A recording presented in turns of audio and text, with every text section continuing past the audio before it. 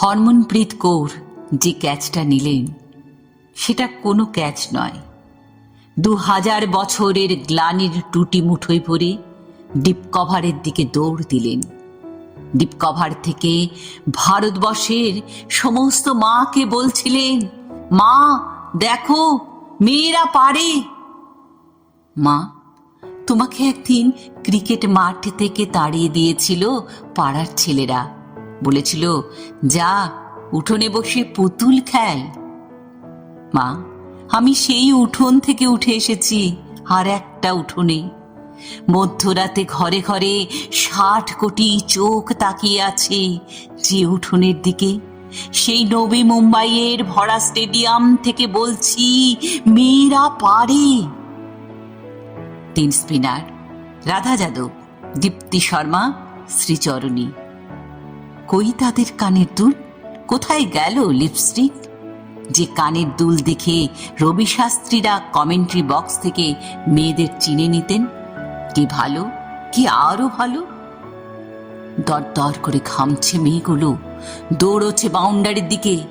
ঘামে ভেজা মেয়েদের মুখ যে এত সুন্দর হতে পারে সে আমি কখনো ভাবিনি।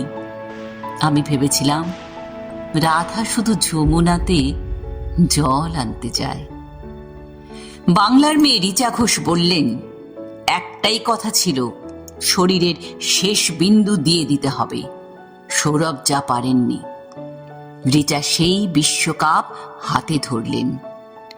22 রাত না ঘুমিয়ে যে মেয়েটা মাঠে নেমেছিল সে আরো 22 রাত জাগতে পারবে। স্বপ্ন কাকে বলে যা আমরা ঘুমিয়ে দেখি?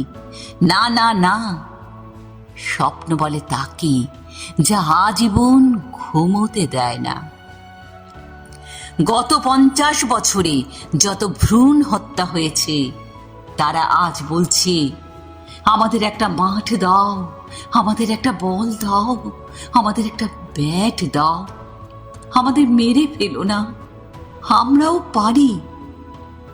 ঘরে ঘরে, পাড়ায় পাড়ায়, রাস্তায় রাস্তায়, মেট্রো রেলে, এরোপ্লেনে, তারা অ্যাটমিকে, নাসায়, বুকার প্রাইজে, ক্ষেপণাস্ত্রে, প্রতিটি নক্ষত্র জয়ে প্রতিটি কন্যা ভ্রূণ উঠে দাঁড়িয়ে বলছে।